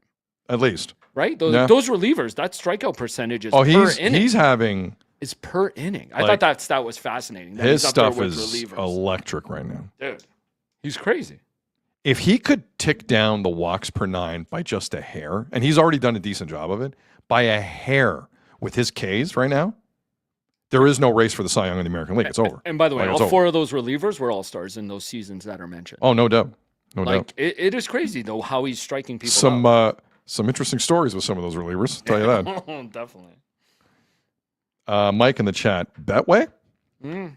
Hey, Azzo. Yeah? Great time of year. It is. Puck drops, tip-offs, first pitches. When the game is on, you call the shots. Head to betway.ca and bet your way. Must be 19 plus. Play responsibly. Hey, Azzo. Yeah? I like this shirt. Do you like this shirt? It's fancy, man. Brings up my Fancy. eyes. Clothing for today's show. Clothing for today's show provided by Ed's Fine Imports. Markham, Ontario's #1 clothing store for the last 20 years. Formal, casual, they got you covered. Brands like Psycho Bunny, Blue Industry, Page Jeans, Nobis, Gitch, Bugatti, Paul Batenley, 7 Downey Street, Tommy Bahama, and so much more. Ed's Fine Imports, just north of McCowan in the 407. Go to the store in person or go to edsfineimports.com online. Tell them Sid sent you and get 15% off your first purchase. Tell them Azzo sent you. They will invoke Rule 5.09, Section C4. Amazing. Hey, I'm wearing my Psycho Bunny too today. Dude, I'm seeing Psycho Bunny all over the place sure. right now. Can you see it? Let's see. Trying to do it on Hold on, top let me of look at the monitor here. Yeah, there. It's from the National Bank. I thought that's where I had to go to get it. I do debate at times how good it is for this show when you demand the audience looks closer at you. I know, it's true. I don't know if that's good they're for gonna us. see me on Love is Blind. Might as well get used to it. Dude. Can I just make a prediction if Azzo was on Love is Blind? Let me make one prediction. All right. He would meet his soulmate and they would have these tremendous, deep, intense conversations. For about a month. And they'd meet and Azzo would be like, I don't like her right earlobe and leave. That's not true. That's 100% what would happen. That's not true. Yes. Oh, man. Chris wants She to may know- say the same about you. Yeah. I would say many things about you if I were her. But I'm just saying, Azzo has certain taste. Who is it? Chris in the chat, I believe, asked if we're going to the Indy. I wonder if Ed's going to the Indy. Oh, it's up in Markham, It's right? in Markham this year, which is still so the Markham Well, Indy. they have to get out of the way of the $34 billion Ontario line construction. Can't be at the X. You think at that price they could get it done like really quickly, right? $34 billion. Billion. Steve Ballmer built an arena for 2. Might be the only thing For I've heard. 2. I've heard worse value than Vladdy's contract, and maybe Steve Josh Ballmer Sargent. allegedly cheated for 4. It's true. Wow. Oh man. Chimichanga in the chat. Shallow Hal. Do you remember the movie Shallow Hal? It's pretty good. There's a really strong message in that movie. Yeah, it is. Okay, where do you? Oh, let's do the Leafs. We haven't talked Leafs in a long It's time. been a while. Somebody in the chat was mad about it yesterday. Okay, let's dive into it. Now, I want to say this very clearly off the front. I'm not a fan of lists as content. I'm just. Some networks love it. I know, but some networks do it well. Others don't do it as well. But like, personally, for me, it doesn't grab me. I have to be honest. But that's just me. One subjective opinion. However, once in a while, in the dead of summer, in the hockey community, a list comes along that just shoots energy right into your veins. And NHL Network recently has done just that. So they put out a list of the top 20 defensemen currently in the National Hockey League. Do you know who's not on the list? The Maple Leafs' new #1 defenseman, Darren Radish. Darren Radish was acquired in a sign and trade from the Tampa Bay Lightning. and he signed an 8-year contract with the Leafs at $8.5 million per year. So in theory, the Leafs have something they really haven't had with Morgan Riley as their point power play guy, someone who can like score and be offensive and skate a bit. It's exactly what John Chaika and that team needs. No doubt about it. But I did find it interesting that NHL Network, and just to be clear where this is coming from, NHL Network producers and analysts chose the list. So it just wasn't non-hockey folks. Some people who've played looked at the blue liners across the league. And they put 20 defensemen ranked 1 through 20. And Darren Radish of the Maple Leafs did not make the top 20. Let me give you the list. I know some of you are like, okay, so who's on the list? Cale Makar, number 1. Quinn Hughes, 2. Some would invert them. Some would have Quinn Hughes at number 1. Yeah, that's fair. Zach Werenski, who's scared of any media attention whatsoever, is 3rd. Oh, doctor. Prove me wrong. Rasmus Dahlin of the Sabres is 4. Miro Heiskanen, Dallas Stars, 5. Followed by Lane Hudson. Matthew Schaefer at 7 feels low to me, but 1 year. Exactly. It's just 1 year. Matthew Schaefer at 7. Jake Sanderson at 8. I might even put Jake Sanderson ahead of Matthew Schaefer. Moritz Seider of the Detroit Red Wings at 9. This next one's going to be good. Is Evan Bouchard number 10 on that list? He is. Hold on. Over Jacob Slavin and Charlie McAvoy and Adam Fox. Maybe he's better than Adam Fox. Brock Faber. He's not better. Faber has him. I don't think Evan Bouchard is better than Brock Faber. Again, the list isn't offensive defenseman. It's defenseman. Although there's a lot of offensive defensemen on this list. You can keep going. Roman Josi, 15. Josh Morrissey at 16. Ooh. Jackson Lacombe at 17. It's not like he has a thick resume. Yeah. Victor Hedman of the Lightning at 18. Shea Theodore of the Knights at 19. Devon Taves of Colorado at 20. No Darren Radish in the top 20. Now, keep in mind, Darren Radish, who is 30 years of age, hands down has just had the best season of his career with the Tampa Bay Lightning. And also keep in mind, the Tampa Bay Lightning were not scared whatsoever to lose Darren Radish to a division opponent. In fact, they helped move it along. Again, I said it at the time, I'm not moving off this. It is hella strange that Tampa Bay not only lost Darren Radish, who's not Victor Hedman, but like had a pretty good year approaching free agency, but they were willing to help him get to a division rival. That's rare. Right? Super rare. It's like you break up with your ex and like try and set her up with your buddy. Oh, what? I tried this. Let me try that again. No, you're talking about me? You're trying to set me up? Oh, no. No one's trying to set you up. Love is Blind wouldn't get you wouldn't get past the questionnaire on Love is Blind. Maybe you would. I'm here for people to go on strolls and just listen, you know. Are you allowed to say on the show, I work for the Sid Seixeiro Show powered by Sick Media? Oh, then you'll send me, huh? Just so I can give you some now we can rethink it. I just have to wear Sick. I don't want to say anything, but Sick Media will pay for your lodgings. Not my money. So Azzo, do you think it's fair for Darren Radish, who's had, like, let's cut the BS. Yeah.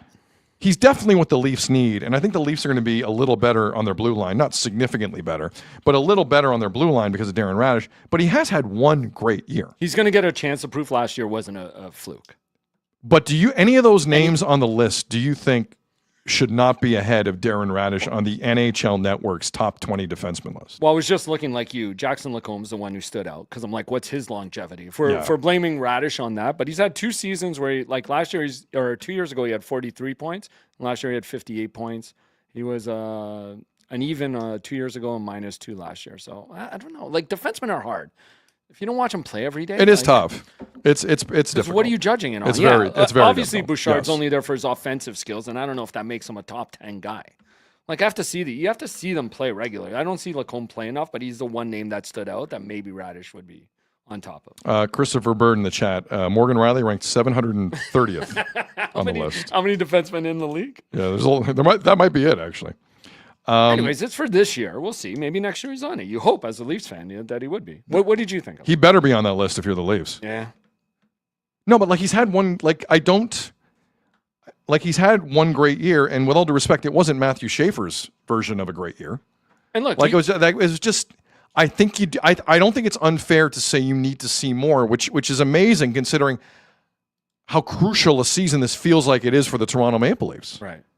Like if you've put all your eggs in this defensive basket, now 8.5 is not going to kill you on the cap. Mm-hmm. Like that was actually a pretty good contract from John Shaika.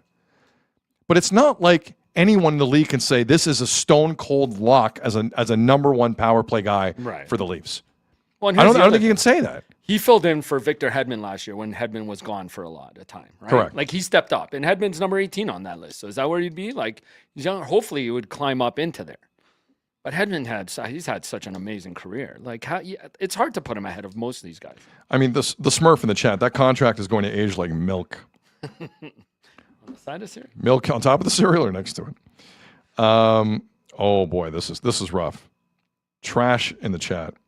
Darren Radish is the David Clarkson signing of defense. Whoa. Just wait.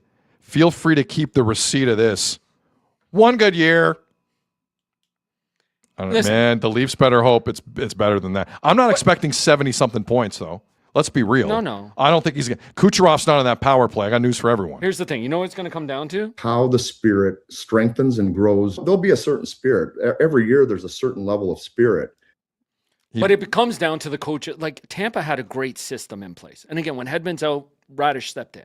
Like, it all depends what kind of system Hiller's going to put in here and how he fits into that and how he takes advantage. I think what it says, though, you're right. You're right. But what it does lead us down the road of how much percentage of this season for Radish is still filled with uncertainty. Oh, yeah.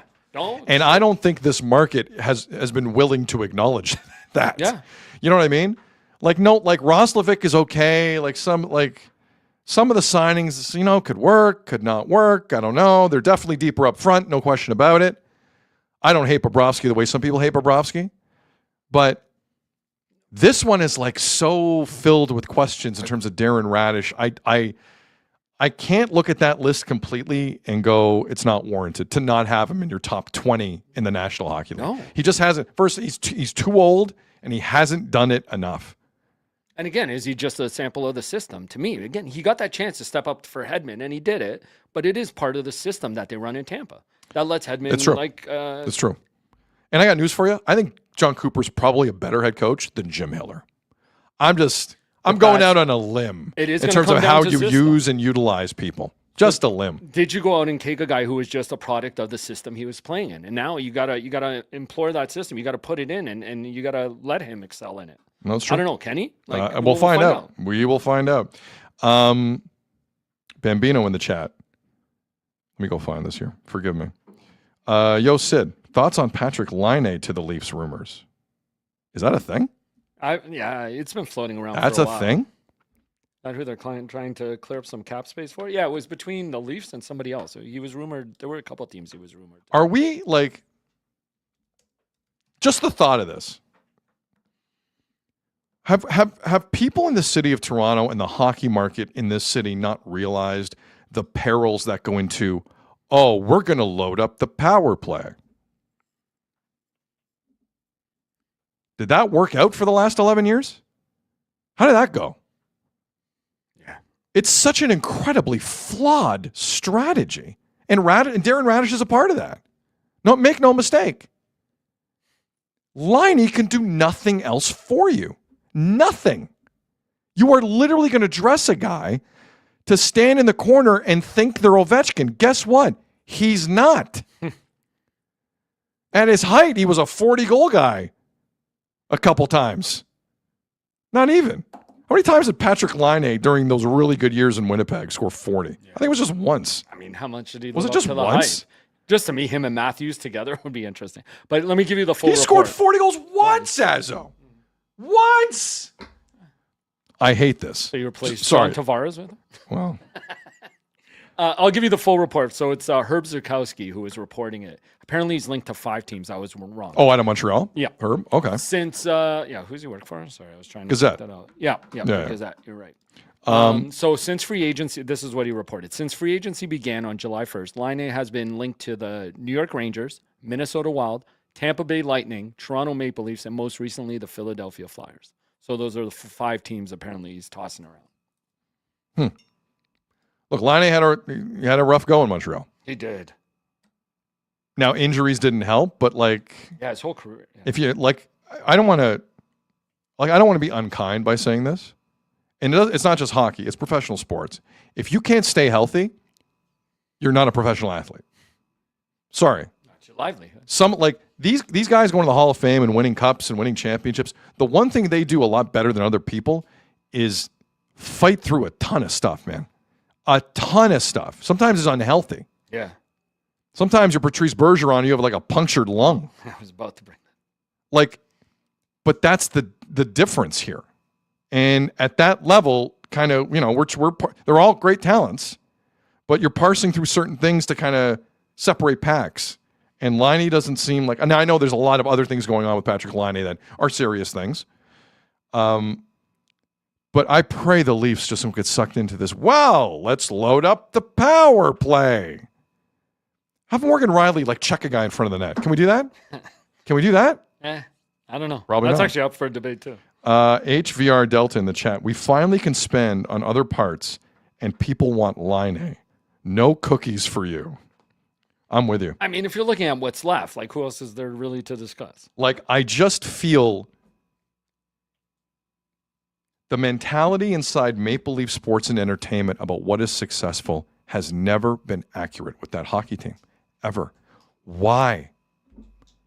It's a great question. Do you understand how freaked out it makes me to think that a guy as experienced as Brendan Shanahan didn't know what makes teams successful? That sends a chill up my spine to this very day. And that asshat Dubas. That sends a chill up my spine once a week. What is it about this market that can turn you into, we need Patrick Laine? It's a frightening thought. It's a frightening thought. Hyperbear in the chat. Thanks, Brendan. Hockey season's around the corner, isn't it? It is. Hockey season is around the corner. Okay, so again, I'm not too bothered by Darren Radish not being in NHL Network's top 20 defenseman. Are you? No. Okay. I just want to bring it up. Yeah, no, for sure. People thought he got snubbed, but just because he automatically becomes their number 1 defenseman, kind of, he doesn't make the top 20. Okay, let's move on here. Because we've been talking a lot about Steve Ballmer and the Clippers, and we still have no idea where that's going. Actually, tomorrow we're going to talk a bit more about what Adam Silver can and cannot do, because there's been some conflicting reports on that front in terms of Kawhi and the Clippers and Kawhi's availability with the Raptors eventually. And we're just becoming so familiar with rules and CBAs. Oh, right. This is why we got into the business. It's true. It's true.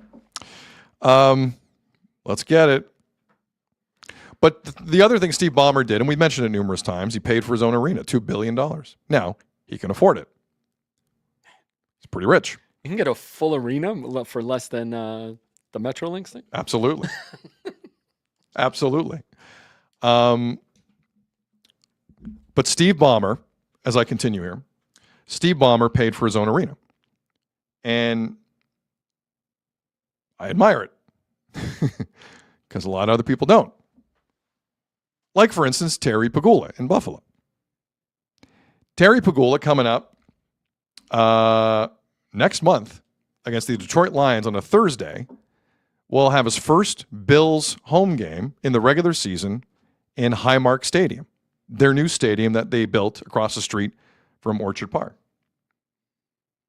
That's also around a $2 billion facility, $800 million of which has been paid for by taxpayers in New York State and Erie County. I always find that interesting. But I digress. So they've been talking for a while about Highmark Stadium in Buffalo. They didn't put a roof on the thing, which I still can't believe. But hey, it is what it is. So about 5 months ago at the ribbon cutting ceremony, Terry Pegula was there, and he mentioned which stadium around the world he walked through, and he wanted to mimic this new stadium in the likeness of. And this kind of stood out to me. Again, this was Terry Pegula 5 months ago in Buffalo at the official ribbon cutting of his new football stadium for the Bills. And last but not least, the leadership teams of Populous, who have contributed outstanding design and thought into the stadium. We went over and looked at Tottenham in England, and I asked Scott Radisek, can you build me one of these? And it's fairly similar, but I think we got the job done. Nope. First off, again, that was 5 months ago. First off, Tottenham Hotspur, the club in question in the English Premier League, with all due respect, almost got relegated last year. They don't know everything. Come on, you Spurs. But secondly, especially after what happened this past weekend at what was a glorified open practice in the first real event held at Highmark Stadium ahead of Season 1 in Buffalo, we can confirm to you that Terry Pegula and company did not do the proper job in building the stadium. Not a while ago, it was actually last week at the trade deadline, Azza? Around there, yeah. We started a new segment on the show called Photo Surfing, where we showed a bunch of John Schneider, Jose Soriano photos that we found hilarious that the Jays put out, and we just went through them one at a time. Azzo and I are about to do the same thing with a bunch of photos that Bills fans posted about some of the angles from inside new Highmark Stadium that need to be seen to be believed. I have left this up to Azzo to decide what order we show these photos of the Buffalo Bills' new stadium. Azzo, go ahead and walk us through. Okay. So the first picture for the listening audience is basically a seat in the upper deck where you essentially can't see the other end zone. I was going to say, isn't there usually two end zones? There's usually two end zones, Right? Azzo. Is there? Not in this picture. Someone needs to tell you if Josh Allen does something down there. Boy, that's terrible. That's awful. Like someone's paying for this seat. But he's standing. Is he sitting or standing? Just the I don't. railing. Doesn't So anyways, matter. Yeah, it's you awful. have someone's private box in your face. But does that mean their seat's even higher up? That's crazy. Oh, that's way nosebleed. Way nosebleed. Okay, that's. How can you see anything? The kids see anything. Unacceptable or acceptable? It's unacceptable. I deem this picture unacceptable. Very unacceptable. It's 100% unacceptable. There goes the kickoff. Oh wait, who's got? Oh, what? who's got the ball? What? It's a deep pass, and And no idea who what knows? happens. Did DJ Moore catch it? I don't know. Dalton Kincaid catch it? Oh. That's insane. Hey, Buffalo, what is this? Michael, what is this? It's an end zone you can't see. Oh man. Welcome to New Highmark Stadium. All right, Azzo, give us the next slide here. Oh, boy. First off, that's Rob and Stacy from Cheektowaga walking up the steps for the listening audience. Mm-hmm. And who, when they sit down and want to enjoy a football game in a brand new stadium, don't want a staircase that's see-through in your way, covering 60 to 65% of the field. And considering there's no roof, imagine the glare off that glass. There's no roof. You're right. Nothing but glare. But why would you want to look through a staircase in glass? Like there's obviously seats right behind this. It's weird. Listen, I've never been to Tottenham Stadium in North London. Pretty sure this doesn't exist. No kidding. Because you know what a football fan properly would say to this? Mm-hmm. A lot of Fs. A lot. Lot of Fs. Unacceptable or acceptable? Mm-hmm. I'd say it's unacceptable, Azzo. Well, very unacceptable. Unacceptable. Anyway. Let's go, Buffalo. Maybe the other side of the stadium's better. Give me a good picture. Oh my God, that's bad. What the hell is that? Is that the same? No, that's the opposite. Welcome to end. Highmark Stadium, where you have a view of a wall. Man. That's crazy, dude. Now, or you can lean right up against the wall. Like the ceiling. What is the crazy part is this is one of the better angles. Yeah. Only half the end zone is blocked on this. You get 1.5 in this one, not just 1.5 end zones. As heaven forbid, Josh Allen goes to the far pylon Oh no, to never try do and score a game-winning that. They touchdown. always keep the ball in the middle. That is insanity, man. That's so. And who has these 3 seats? Really, you want to sit there? Oh my God, that's brutal. That is unfair to the paying public. Can you imagine I'm how sorry. cold that'll be in the winter? That's insane. Oh, it's gonna be super cold too. By the way, that roof isn't that big. No, I thought the roof would be way bigger than that. If you see where the shadows cast, it goes over like three rows. Man, get the shovels ready. Oh man, The shots of the shovels. Remember the please come to Orchard Park and We'll help give you us free shovel. tickets. There'll be obstructed views. We'll give but you a we'll hot chocolate and an 8-bit Nintendo system if you Remember come and they help were us. handing out free tickets for anybody who came and shoveled? Oh, they got tickets too. Yeah, I remember but it'll that. be an obstructed view. You only get to see one end zone, but it'll be okay. This is outrageous. I mean, at least you can That's read. outrageous, At least you man. can read the scoreboard from there, right? Can you? The scoreboards are so small. Why are the scoreboards small? It's a huge stadium. Our TV in this room is bigger than this. It's true. Sick Media got us a 70-inch, completely unnecessary television. I still can't see what that is. Anello likes big things. Got us a huge television, Sick Media. I can barely tell that's a Pepsi symbol. Why is that? And on top of that, they shrink the screen to show other stuff. What's the 50-50 at? I can't even read. Let me see. Only 40,000. The Jays killed this 50-50. The Jays 50-50 kicks this 50-50's ass. That's crazy that it's that small for a stadium that big. Man, you know what they say? It's not about the size. Sorry, here's about the size. Mario in the chat should have got Daktronics. Oh, man. Like, this is some of the pictures. Listen, not all the pictures were accurate and reflective, and I get it. Some of them were. And I don't understand what they're doing. Like, here's my problem with this if you're Buffalo. Whether it's on the field or off the field, sporting-wise, you've never been looked at as big league. Ever. And you have your own people walking through here Saturday wondering, why can't I see things? Why is the scoreboard 50 inches? Why is there no roof when I was told there was a roof and there's lake effect snow all the time? This looks small time in a city that needed big time feel. Whether it's on the field or off the field, there's one choke job after another. And this construction continues that storyline. I just think, I'm sorry. I found it funny for a second. It is rather ridiculous. It is very much, though. And again, to have the soft launch, soft open, whatever you want to call it, and expect fans to be excited, and that's like, you got to know some of this backlash is coming. So I got a Bills statement yesterday after all the backlash. You can see the stairwell there. It's crazy. It's insane. It blocks views. So the Bills put out a statement yesterday because they saw what we saw. And the statement reads as follows from the Bills, quote, "Thank you to Bills Mafia for setting a new attendance record with more than 50,000 fans at the return of the blue and red. Saturday's practice was a great opportunity to test the new stadium. We are currently addressing internal and external feedback regarding the facility's operation following the first event.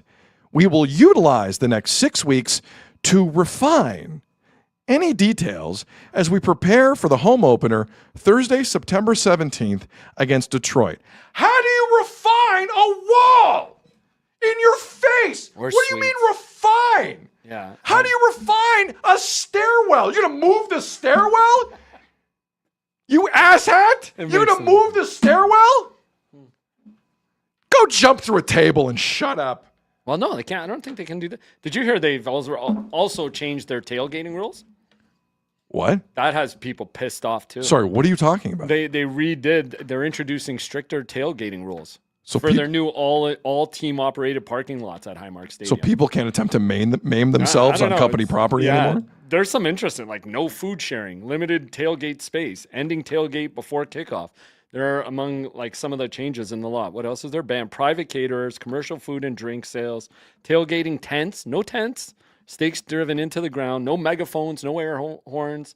They're trying to enforce all this stuff at their tailgating now. Yeah, they have all these new rules that have fans really pissed off too. I didn't know that. Yeah. Google it. What the hell's going on down there? Mm-hmm. You think the Leafs are corporate? Don't make noise at the tailgate. That's like part of what they're saying. And if you get fined if you're not out of there before kickoff. What the hell just happened in Buffalo? Clean up your own spots, all this stuff, man. It's crazy. It's me in the chat. Apparently, there's 10,000 obstructed seats. Whoa. That's a lot in a 50,000 seat stadium. That's man. kind of bad plan. Sorry, it's not 50,000 seats. There were 50,000 people there this weekend. It's bigger than that. But again, why go over there to try and find a stadium when some of the stadiums here are amazing? We saw how good they looked at the World Cup. Copy Dallas Cowboys Stadium or SoFi. Like, why are you going to, where do you say? What was it? Tottenham Stadium. Tottenham, sorry. The team that nearly got relegated last year from the English Premier League. But we just saw how well some of these stadiums played at the World Cup. Why would you go over there? Well, because they host NFL games there too. Yeah. But it's like, it is a soccer stadium. Yeah. And I can tell you, those obstructed seats in Tottenham, unless I'm mistaken, there's not 10,000 of them. There'd be a riot. There'd be a riot in that market with that club. Saying, for the scoreboard alone, you should have followed like SoFi or a stadium up here. Not that. Oh my God. That is an embarrassing scoreboard for a brand new stadium. Marty in the chat, shut the front door. Are they making it a no fun zone? Yeah, they are. Trying to. Chris in the chat, is MLSE running the Bills now? I saw somebody said, is KL2 LLC involved in this? Who said that? Oh, Buzzy PEI said it. Oh, man. K2 LLC all over this. Oh, goodness. That's funny. Graceful shutdown. I'm angry for New York taxpayers. $800 million of the $2 billion bill on this, Erie County and New York State. Wow. And that's your seat. Can you imagine you show up to that? You don't want to go? And your new best friend is The Wall. Enjoy The Wall for the next 10 years of your season ticket buying life. That's shocking. That's shocking. The amount of talk around that new venture. Oh, they've been hyped for it for years. It looks Bush League, man. It does. That's your people. That's not other fans. That's not the media who always... No. That's your familia, man. That is family. That is your base. That is... Those are folks who've had season tickets throughout their family for 40, 50 years. So people go through tables for it. Tables! They go through tables, ladders, or chairs. Just for you. Just for you. And that's what you build them. The Buffalo Bills will never be big league. It's ever. You do not have the mentality. You do not have the thought process. You don't have the guts. You might not have the quarterback. You do not have what it takes to be big league. This stadium was supposed to change everything. That is embarrassing. Your own people turned on you like that within seconds. Within seconds of walking into that open practice over the weekend. Whoa. Unveiling a new stadium. How many times do you get to do that? Like, it's crazy. It should be all just what a failure. So great. But then again, I've seen Terry Pagula press conferences plenty. I'm not shocked. That's fair. I'm not shocked. That's fair. Enjoy your $800 million from the taxpayers of New York State and Erie County. Go ahead. Knock yourself out there. T-Poogs. Is that his nickname? T-Poogs? Sure. I don't think so. Sounds dirty. I'm not going to say it anymore. You got to ask John Schneider what his nickname is. Gooch. And then Gooch came up to me. Jeez. And then T-Bone. It was T-Bone, Gooch, and Cheese got on the phone. And the Ramos Nader. They all came up. And Valley. And Valley came up. And then C. Trace came up. And I said to C. Trace, hey, what's going on? And then C. Dan Raffis was over there. And I said, hey, C. Dan Raffis. Shut up. Valley was blocking those balls? Valley's blocking the balls. Johnny nickname. Mike in the chat, at least their scoreboard's in 480p. Whoops, wrong one. Oh, man. They should lean into it and go standard def on the control on the scoreboard. Standard def. 2 lines on either side. The scorer at that game's going to have some problems. My God. At least they can't read what outs are on there. It's true. Good thing, hey, company. What was it? 4th and down? Company that bought advertising on that 20-inch board. Good for you. Watch the business pour in. Oh, man. You better have a recognizable logo, that's for sure. Jeez. Shocking. That's a shocking story. It really is. It really is. Because they've been hyping that up for years since they got the contract. They're like, this is what it's all about, baby. Again, how often do you get to launch a new stadium, a new arena? Like, crazy. You know what they say? You only have one chance to make a bad impression. And the Bills have taken it with What are you both doing? hands. How are you doing it now? How are you moving that box that obstructs people's view? That's even worse. Exactly. What do you mean you're adjusting? What the hell does that mean? And you're going to tell the people who are paying for boxes, hey, we got to take this chunk out? No. Because you know some idiot in a meeting on yesterday with the Bills was like, guys, can we move the stairs? Sure, Terry Pagula's nephew. We'll move the stairs. No problem. Oh, man. No problem. We'll call the stair. I'll bring up stair mover guy on my app, and we'll just move stairs. Jeez. Shady McGuire in the chat. Just drill some holes in it.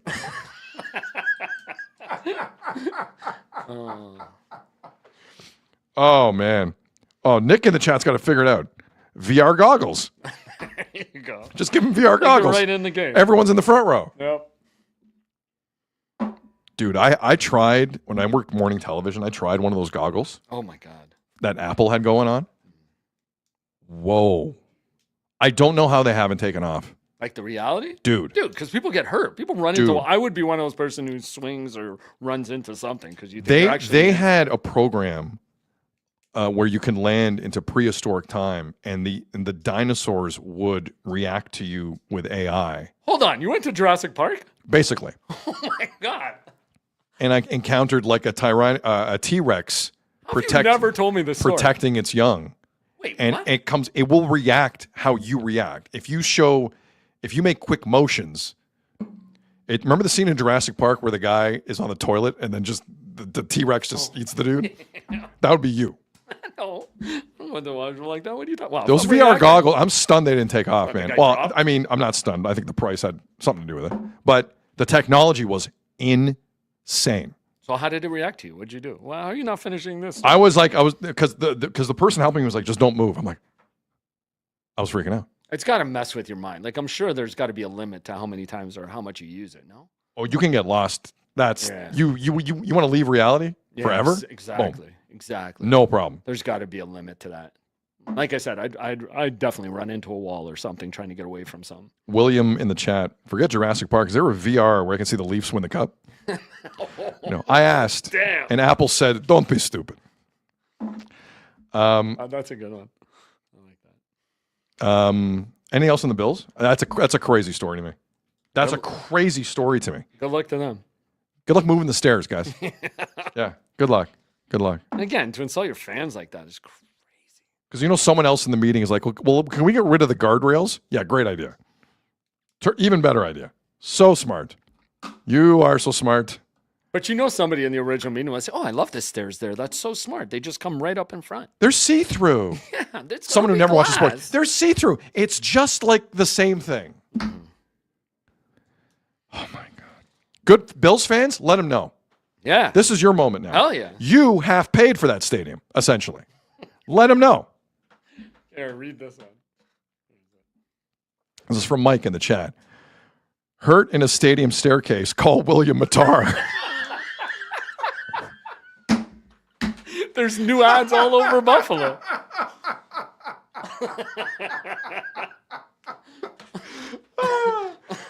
Dude, oh my God. But now it's guys whose names rhyme with things With in there. stairs? Hurt in a staircase? Call David Chase. Their businesses are going to take off, man. Oh, man. Oh, man. That's pretty good. That was very good. No three-putting. Salino and Barnes can move the stairs. Oh, man. The injury lawyers in Buffalo are going to make a killing off this. It's true. Okay, one last thing. Nothing on Kawhi today, right? I didn't miss any Kawhi stuff? No. We may dive back into it tomorrow. Mm-hmm. Because we saw, Azul saw something interesting last night that I missed that is significant. So we'll get into that tomorrow. I mean, what Jake Fisher? We went over everything that was in Jake Fisher's piece yesterday. Like, No, he I did don't. say I don't something know about if we went. six- I didn't read. I'm not on Substack, so I didn't read everything that he put out there. But what did we kind of miss? There was something about 6 weeks, right? They're looking at a 6 weeks time Well, frame, before which could be before the first- training camp, right? would be Around training apropos. camp. Yes, yeah, for sure. But that's what he was saying again. He reinforced that that's the time frame we're looking at to maybe get a decision on some of this. Okay. We'll dive into that tomorrow. One last thing I want to do. As I'll throw up the tweet from Johnny Martinez for me. A listener of the pod sent us this. For the listening audience, let me read it to you. It's a quote tweet. The initial tweet is from the Elliot Friedman of European soccer, Fabrizio Romano. And he reported yesterday the following. This is rather significant Canadian soccer news. Yeah. CF Montreal of Major League Soccer have agreed to a deal with former Chilean international Alexis Sanchez. It's a free transfer. Former Sevilla striker joins on a 2-year contract. Alexis Sanchez, as the tweet suggests, played for Sevilla in Spain a year ago. They just avoided relegation. It was kind of a tough year for them. But like Tottenham, they got through and kept their status in La Liga, Spain's first division. And Alexis Sanchez started to look his age. Like the last time Alexis Sanchez of Chile looked really good, I think he had like an 18-goal year for Marseille. He was just phenomenal. But he's definitely dipping over the last several years. But European soccer dip in form doesn't mean you can't destroy it in MLS. That's different. So CF Montreal and the Saputo family, again, make a pretty shrewd move here. I didn't know Alexis Sanchez was interested in Major League Soccer. But the tweet was quote tweeted by a listener, Johnny Martinez. And this is what Johnny wrote on top of this. You might be able to tell he's a TFC supporter. This is what the tweet said. After today,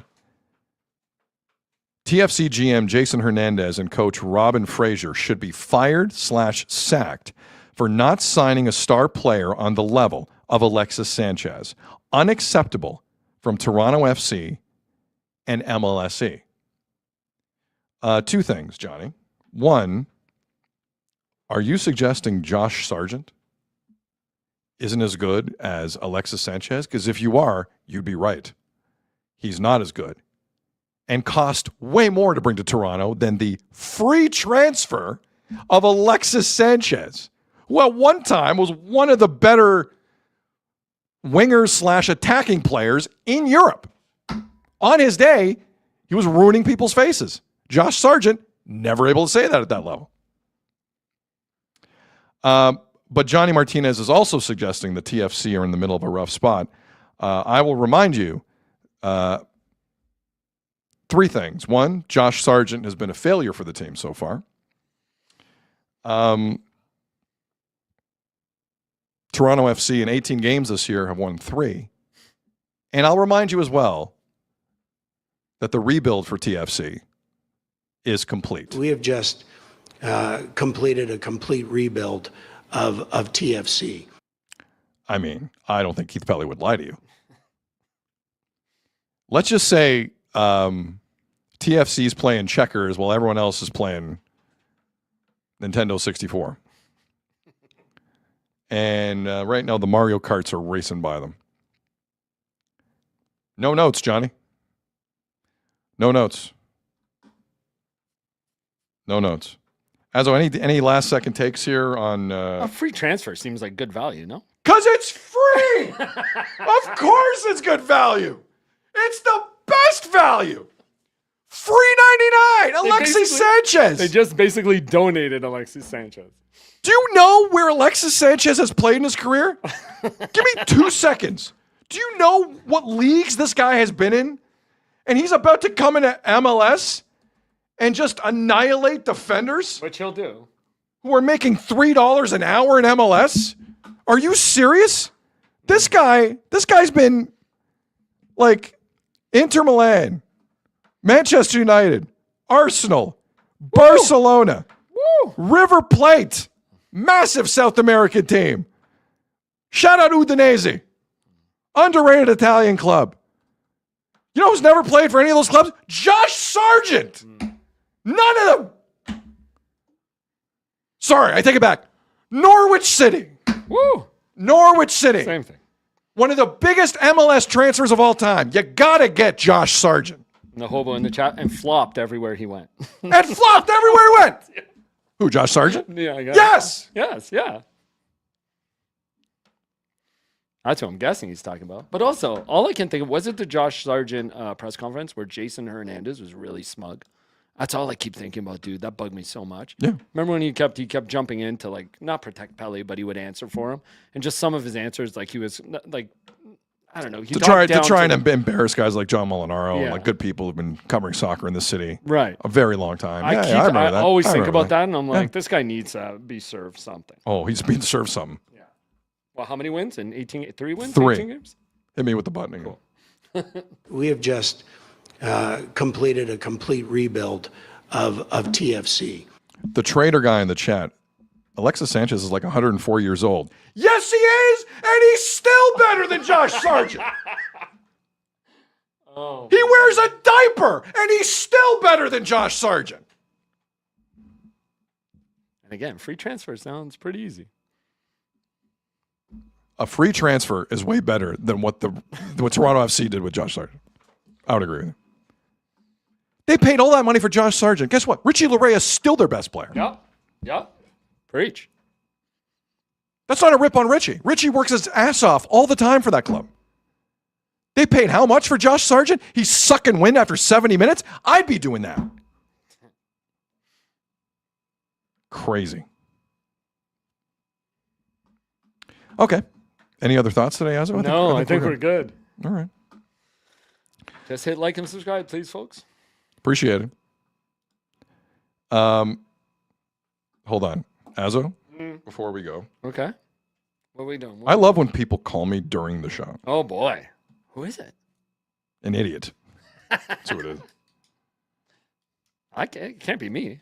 Am I Let me, calling you? I'm not calling you. Am I? No, you're not. Okay, You're not. okay. I'm going to send you one thing, Azzo. Yeah. I think this is a proper way to end the show today. I'm going to send you a text. To be fair, maybe they thought we were doing 1 hour shows. Whoever called you. No, I doubt it. see, that's the difference between Azzo and I. Azzo and I get annoyed quickly, like normal media people. But he does give way more grace than me at times. I don't. Oh, my God. This is so good. HVR Delta in the chat. Terry Pagula on the phone. He's trying to get you to help him. RM in the chat. Uncle Dennis, line 1. Graceful shutdown. Caller, you're on the air. First time, long time. Greetings and salutations. That's it. It's been a long time since we heard that. I know. I miss Bob. I miss the show. All right. Got it. Whenever you want. Somebody on Twitter sent a photo. Kalen in my mentions sent this photo for the listening audience. It is Alex DeLuca's hand from the NHL Draft Lottery Night holding up Rule 5.09, Section C4 that led to such chaos at Rogers Center last night. It was implemented on the Jays getting lukewarm. Yes. They're rolling now. Jays are getting lukewarm. Don't let the Jays get to room temperature, as someone said in the chat earlier. Bring it full circle. Don't There do you go. that. From the opening comment, Hey, we'll bring it full circle. Listen.